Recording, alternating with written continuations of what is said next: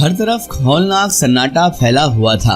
मैं बस उसके बाद बेख्तियारी के आलम में आगे बढ़ता रहा। फिर यूं मुझे कुछ रोशनियां नजर आई और मेरे कदम अपने आप ही उस जानिब उठ गए। एक झोपड़ा टाइप होटल था जिसमें बेंचें और मेजें पड़ी हुई थी। मैं भी वहां जाकर बैठ गया और अपने लिए मैंने उसके बाद चाय भी तलब कर ली। नीले रंग के चायदान में चाय की छोटी छोटी प्यालियां मेरे सामने आ गई। बहुत लजीज चाय थी वो, और मेरे साथ उस वक्त कोई था ही नहीं जिसे मैं दूसरी प्याली की पेशकश करता और एक और चाय उठाकर उसे दे देता। लेकिन किसके जरिए, किसके लिए, क्या लिखा है, ये तो अल्लाह ताला ही बेहतर जानता है। वो एक मजहूल सा आदमी था जो मेरे पास आकर अब बैठ गया था। मैं उसकी तरफ देखता हूँ तो वो कहता है, तुम्हारे सामने दूसरी प्याली खाली रखी हुई थी। मैंने सोचा कि शायद तुम्हें मेरी जरूरत हो। मैंने मुस्कुराकर प्यार भरी नजरों से उसे देखा, रहम वाली नजरों से उसे देखा। वो एक जरूरतमंद था। ये तो अच्छी बात थी कि आप मेरे साथ चाय पी लेते। मैंने उसके सामने प्याली रखी और उसमें चाय भी भर दी। बाहर वाले हो क्या? वो चाय की प्याली उठाते हुए बोला। तो मैंने कहा, पता नहीं भाई। फिर वो मुझसे पूछने लगा, किधर जा रहे हो भाई? मैंने जवाब दिया, मैं सामने जा रहा हूँ। तभी वो तारीक यानी अंधेरे भरे हिस्से की तरफ इशारा करते हुए बोला, इस तरफ जा रहे हो क्या आप? मैंने कहा, हाँ शायद वहीं जा रहा हूँ। तो वो कहने लगा, लेकिन भाई उधर मत जाना तुम, वो तो रूहों का मस्कन है। आसेब ज़दा है वो, आसेब ही आसेब है वहाँ पर।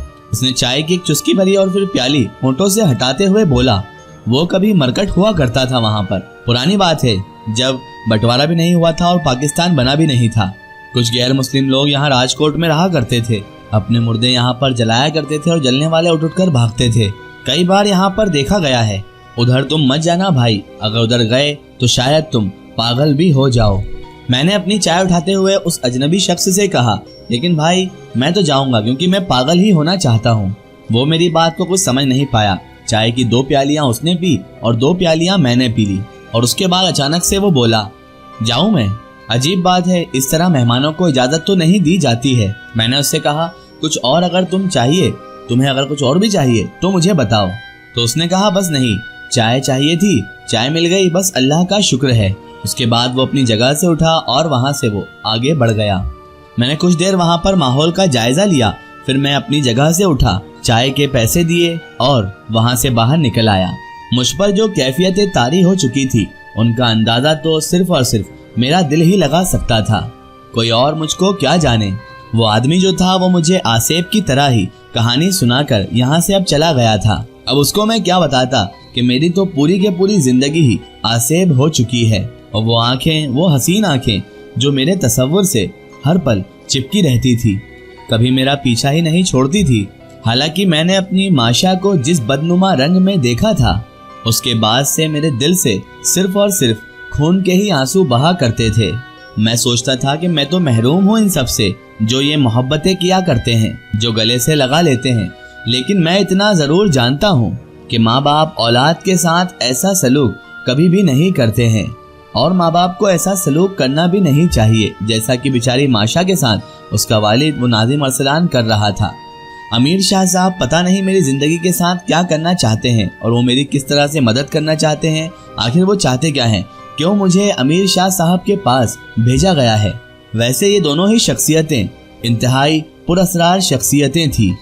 अमीर शाह साहब ने जो अल्फाज मुझसे आज कहे थे कि सफर वसीला जफर होता है, ये अल्फाज तो मुझसे बहुत पहले किसी ने कहे थे, बहुत पहले मुझसे कहे गए थे ये अल्फाज, और इन्हीं की बिना पर मैंने अपनी जिंदगी का रास्ता भी चुना था।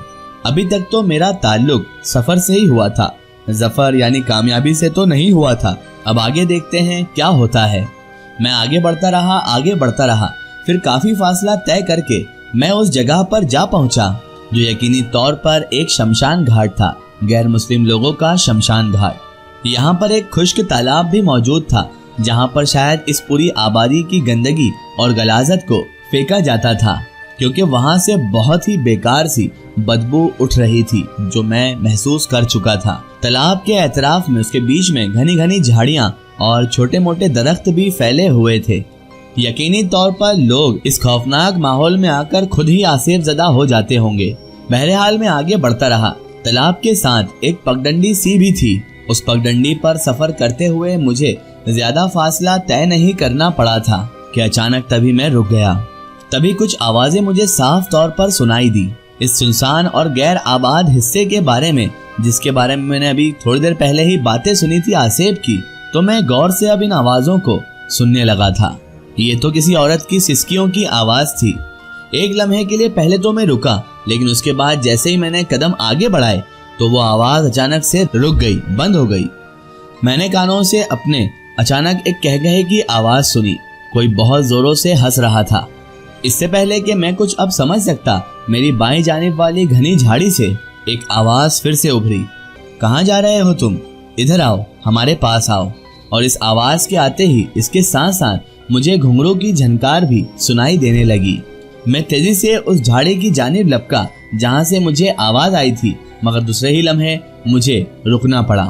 तारीकी के बावजूद मैंने उस साये को साफ तौर पर देख लिया था, जो झाड़ियों की आड़ में खड़ा हुआ मुझे अपनी तरफ आमादा कर रहा था, मुझे अपनी तरफ बुला रहा था।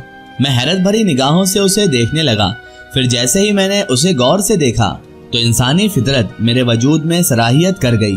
एक सर्द लहर मेरी रीढ़ की हड्डी में दौड़ गई। डर मुझ पर तारी होने लगा, क्योंकि ये जो मेरे सामने खड़ी थी ये एक औरत थी। तारीकी यानी अंधेरे के बावजूद भी उस औरत की सूरत साफ नजर आ रही थी। उसका नकूश बहुत खूबसूरत था, चेहरा बहुत ही हसीन था, उसका चेहरा साफ दिखाई दे रहा था। लेकिन हैरत की बात यह थी कि उस औरत की दोनों आंखें बिल्कुल सीधी थी, और इसी कैफियत ने उसके सुर्ख सफेद हसीन चेहरे को बहुत ज्यादा खौफजदा बना दिया था। एक लम्हे के लिए तो मेरे दिल में बहुत अजीब सी खौफो हरास वाली कैफियत पैदा हुई, लेकिन फिर से मेरी वही कैफियत वापस उभर आई कि अब दुनिया से बेजारी, अपने से नफरत, अपने ही वजूद से घिंद, एक बेकार और बेमकसद जिंदगी, ऐसी जिंदगी जिसका कोई मकसद, कोई मिशन ही ना हो। मैंने दिल में यही सोचा और उसके बाद मैं खुद ही आगे बढ़ गया। औरत मेरे आगे बढ़ते ही कई कदम अपने आप ही पीछे हट गई, तो मैंने उससे कहा, तुमने मुझे बुलाया था, मैं आ गया हूँ, अब पीछे मत हटो। मैं उसके पीछे आगे बढ़ने लगा। मेरे जबड़े खिंचे हुए थे और मैं उसके पीछे दौड़ रहा था। वो छन छन करती घुंघरू की आवाज सुनाती हुई आगे बढ़े जा रही थी। फिर अचानक वो मेरी नजरों से ओझल सी हो गई। मैं तो काफी अब आगे चला गया था। उसके बाद मैंने इधर उधर देखा तो मुझे वहाँ पर एक तालाब फिर नजर आया। ये वो तालाब नहीं था जिसे मैंने थोड़ी देर पहले देखा था, जिसमें कूड़ा करकट गंदगी गलाजत के ढेर पड़े हुए थे, बल्कि ये तो एक साफ सुथरा तालाब था। पानी की लहरें थी और दरख्तों की मध्यम छांव तालाब में पड़ रही थी और ये तारे जैसे जुम्बिश कर रहे थे। सीढ़ियां जो थी वो 3 तालाबों में उतरने के लिए बड़ी हुई थी। उन्हीं सीढ़ियों के किनारे खड़े होकर मैं अब तालाब के चारों तरफ देखने लगा था और दिल में मैं ये सोचने लगा कि अगर खौफ हमारे जहन से निकल जाए तो खौफनाक चीजें भी साधारण चीजें लगने लगती है, नॉर्मल चीजें लगने लगती हैं। वो जो कोई भी थी यकीनन कोई बुरी रूह ही थी, क्योंकि मैंने चुड़ैलों के बारे में अक्सर सुन रखा था, लेकिन कोई चुड़ैल हकीकत में मुझे मिल जाएगी ऐसा तो मैंने हरगिज सोचा नहीं था। मैं आगे बढ़ा और उसके बाद मैंने जोर से आवाज लगाई, मेरी मौजिज मेजबान, आखिर कहाँ चली गई हो तुम? मुझे आवाज देकर कहाँ चली गई? मेरे सामने आओ। इतना कहकर मैंने जब इधर उधर देखा तो एक बड़ा सा दरख्त फैला हुआ मुझे नजर आया और दरख्त के तने के साथ अचानक ही मैंने किसी इंसानी वजूद को देखा, वजूद महसूस किया। ये दरख्त मेरे बाएं हाथ पर बस चंद गज के फासले पर ही मौजूद था और यहाँ पर कोई बैठा हुआ था। ये सोचकर कि शायद वही औरत हो, मैंने अपना कदम आगे बढ़ा दिया और उस वजूद पर मैंने निगाहें जमा दी। उसके करीब मैं पहुंच गया।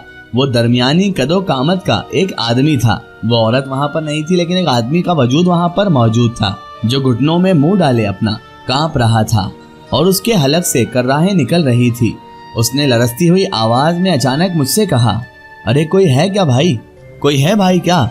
जरा देखो, मेरा तो नीचे का धड़ ही गायब है, मैं हिल डुल नहीं सकता। क्या कोई है जो मुझे यहाँ से उठाकर ले जाएगा? अरे भाई, क्या तुम उठाओगे मुझे यहाँ से? देखो, मेरा जिस्म जो है वो आधा ही रह गया है। अजीब अल्फाज थे। मैंने तो आंखें फाड़ फाड़ कर देखा, लेकिन हैरानी भी थी कि इसका तो पूरा जिस्म मौजूद है, तो फिर ये बंदा ऐसा क्यों बोल रहा है? ये तो साफ तौर पर जाहिर हो चुका था कि ये कोई आसेबी कहानी ही मालूम होती है, लेकिन मुझ जैसा बेजिगर भी शायद ही कोई होगा। असल में बात तो यही थी कि मैं जिंदगी के एहसास से महरूम हो चुका था। मेरे लिए जिंदगी और मौत दोनों ही बराबर हो चुके थे। ना ही मुझे जिंदगी की परवाह थी और ना ही मुझे मौत का कोई खौफ था, कोई डर था। इसमें कोई शक नहीं था कि कभी कभी इंसानी फितरत के तहत دل میں ڈر کی شدت پیدا ہو جاتی ہے۔ لیکن جب اپنے دن رات کا خیال آتا، کبھی مجھے ایسا خیال آتا تو میں سوچتا تھا کہ خوف تو اسے ہوتا ہے جسے اپنی زندگی پیاری ہو، جسے زندگی سے محبت ہو، زندگی سے پیار ہو، اسے اپنی زندگی کا خوف ہوتا ہے۔ یہاں تو میری زندگی سے پیاری چیز میری موت ہے، کیونکہ مجھے اپنی محبت سے کوئی ملنے نہیں دے رہا، نہ ہی میں نے اپنی محبت کو برسوں سے دیکھا ہے، جی بھر کے اس سے بات تک نہیں کی، اور اب میں جیے جا رہا تھا، تو ایسی زندگی سے تو موت ہی بہتر تھی۔ میں آگے بڑھا اور اس عصبی وجود کے سامنے جا کر بیٹھ گیا۔ میں نے اس سے کہا، سر اٹھاؤ اور چہرہ دکھاؤ مجھے، آخر کون ہو تم، اور آخر تم ایسا کیوں محسوس کر رہے ہو کہ تمہارا آدھا جسم، آدھا دھڑ جو ہے غائب ہو گیا ہے؟ تم تو بالکل مکمل ہو، میں صاف طور پر دیکھ سکتا ہوں تمہارا آدھا دھڑ نہیں پورا دھڑ موجود ہے۔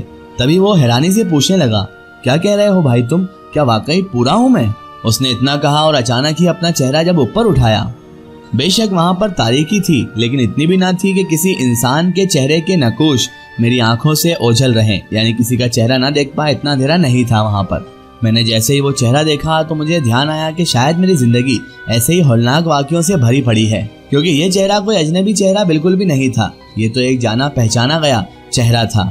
مجھے اپنی آنکھوں پر پورا بھروسہ تھا، میں یہ جانتا تھا کہ میری کیفیت کیسی بھی ہو، لیکن اتنی بری بھی نہیں ہے کہ میں کسی انسان کو پہچان نہ سکوں۔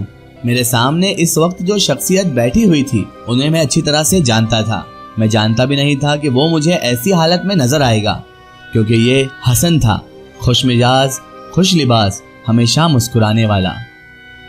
آخر کیا ہے، کیوں حسن یہاں پر درخت کے نیچے بیٹھا ہوا ہے؟ یہ حسن ہے یا پھر کوئی چھلاوا ہے ان جناتوں کا ہی پیدا کردہ؟ آگے کیا ہوگا؟ کیا حسن یہاں پر شاذل کے سامنے کوئی راز و نیاز کھولے گا، یا پھر شاذل حسن کے روپ میں کسی جنات کو ہی دیکھ رہا ہے؟ یہ ساری معلومات ہم جانیں گے اس ویڈیو کے اگلے پارٹ میں۔